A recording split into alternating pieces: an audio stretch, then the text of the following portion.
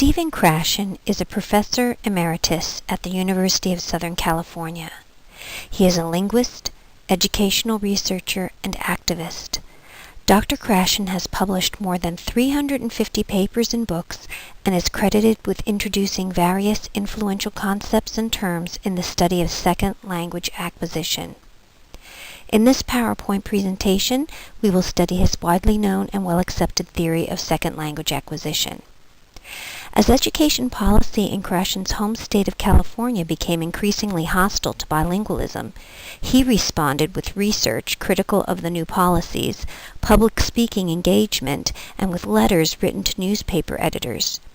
By 2006, it was estimated that Krashen had submitted well over 1,000 letters to editors. This number includes a letter that he wrote to the editor of our own Stuart News on Tuesday, January 3, 2006, which I'll read to you now.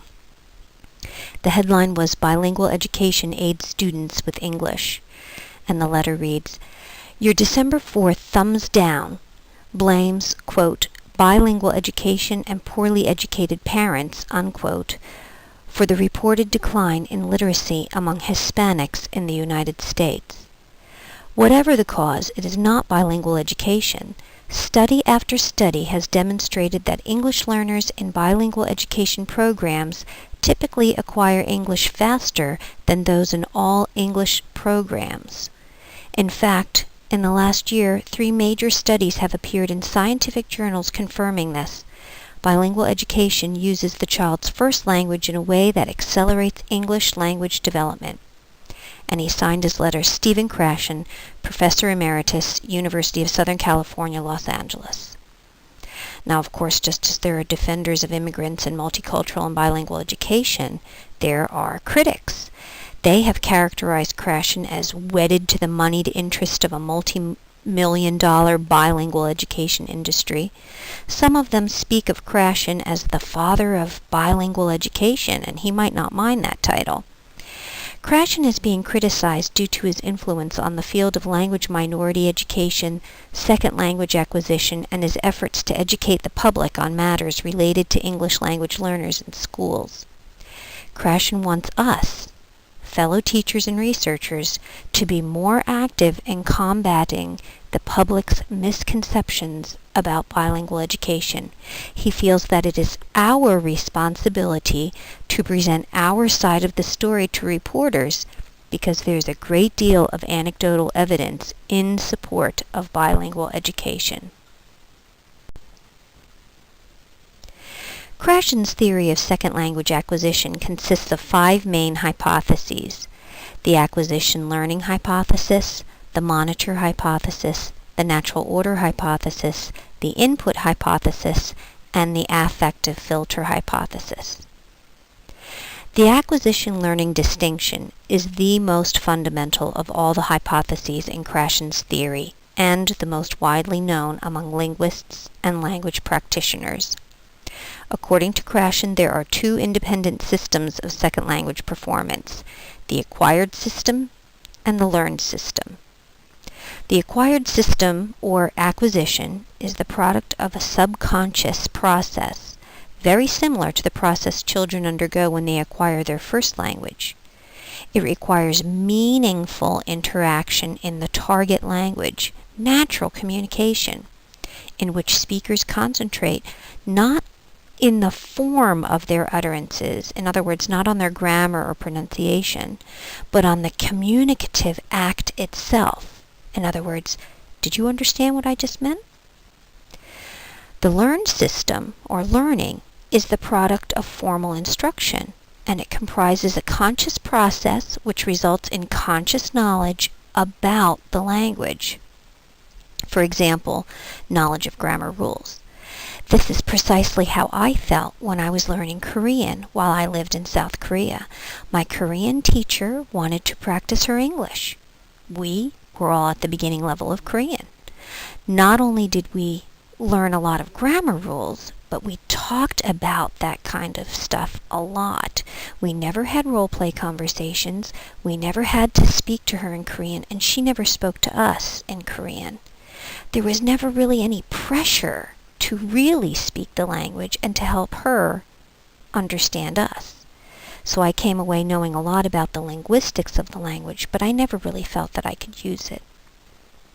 Is Krashen completely against learning a language? Of course not. We'd all be out of jobs, and students would feel jilted because most of them do have a need for instruction. What Krashen is telling us, though, is that learning is less important than acquisition. When we are studying Spanish or when our ELLs are studying English, we must provide real, authentic, meaningful opportunities for them to really use the second language.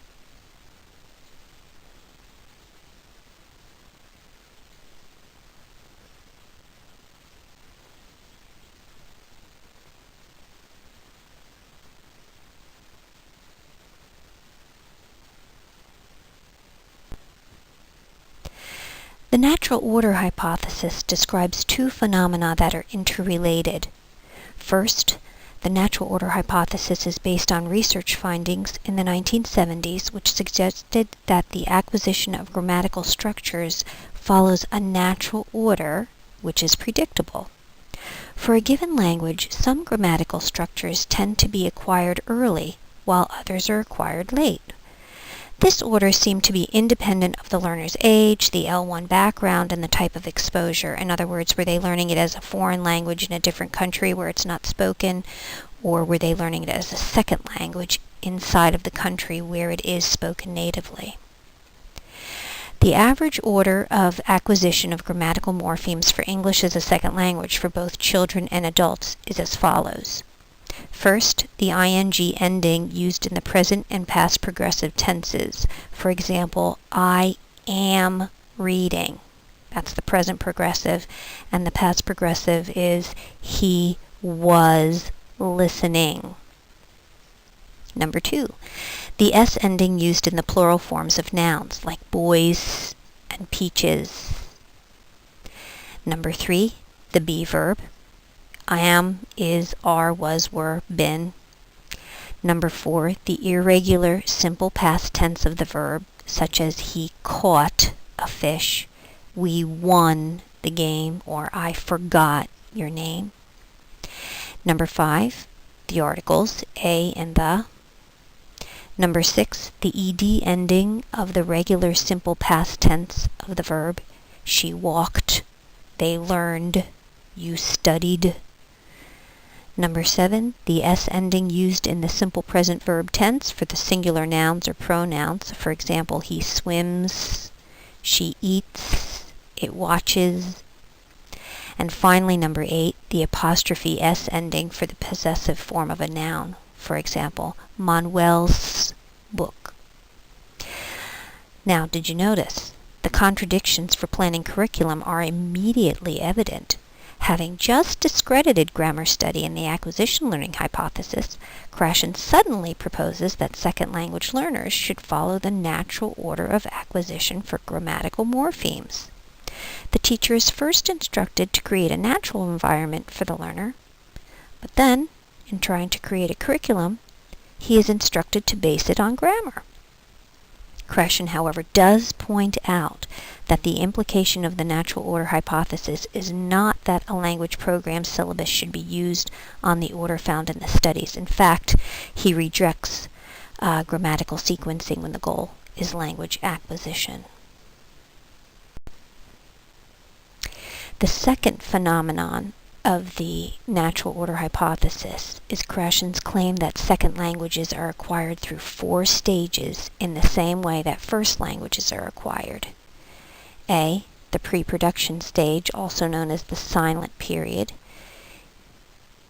This would be for students who are at the very, very beginning and they don't know a single word of English. B, the early production stage. This is when your ELLs are able to answer with one word.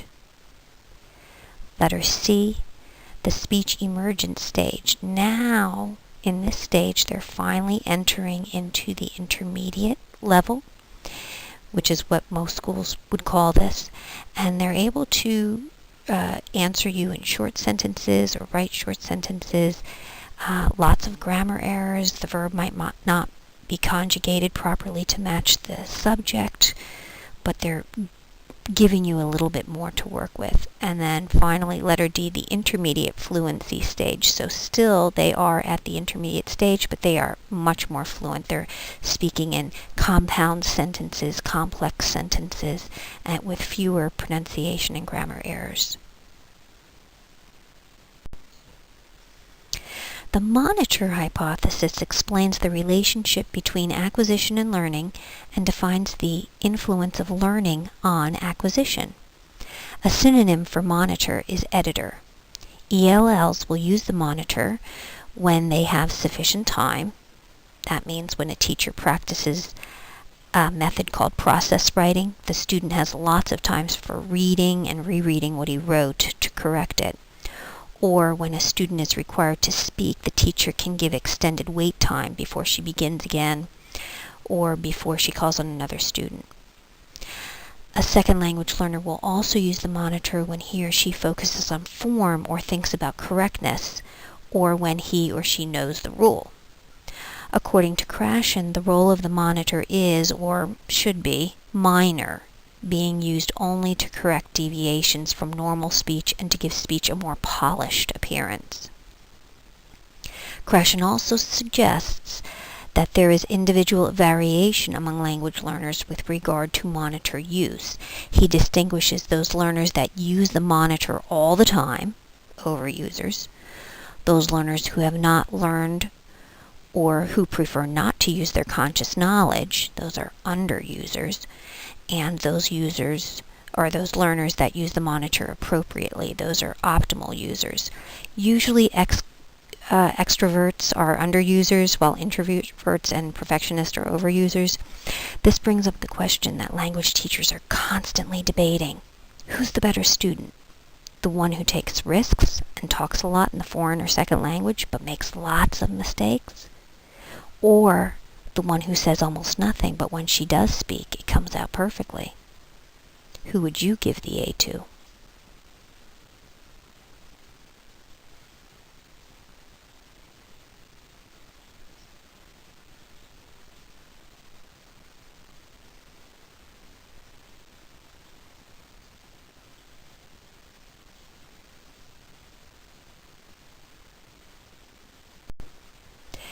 The input hypothesis is Krashen's attempt to explain how the learner acquires a second language. In other words, this hypothesis is Krashen's explanation of how second language acquisition takes place. So, the input hypothesis is only concerned with acquisition, not learning. According to this hypothesis, the learner improves and progresses along the natural order when he or she receives second language input that is one step beyond his or her current stage of linguistic competence. For example, if a learner is at the early production stage, most schools would consider this upper beginner or lower intermediate, then acquisition takes place when he or she is exposed to comprehensible input that belongs to the speech emergence level. This is I+1.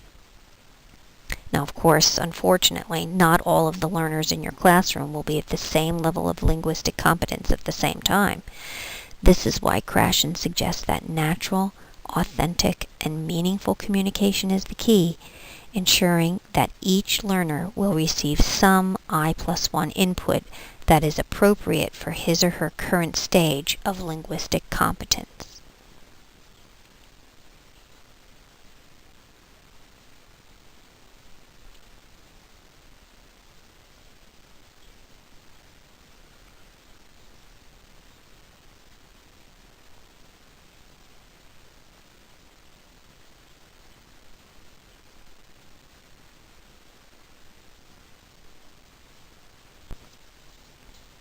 Finally, the fifth hypothesis, the affective filter hypothesis. It embodies Krashen's view that a number of affective variables play a role in second language acquisition. These variables include motivation, self-confidence, and anxiety. Krashen claims that learners with high motivation, high self-confidence, a good self-image, a low level of anxiety are better equipped for success in second language acquisition. using the terminology, these students have a low affective filter. On the other hand, low motivation, low self-esteem, debilitating anxiety about speaking in a foreign language can combine to raise the affective filter and form a mental block that prevents comprehensible input from being used for acquisition. In other words, these students would have a high affective filter and language acquisition will be impeded.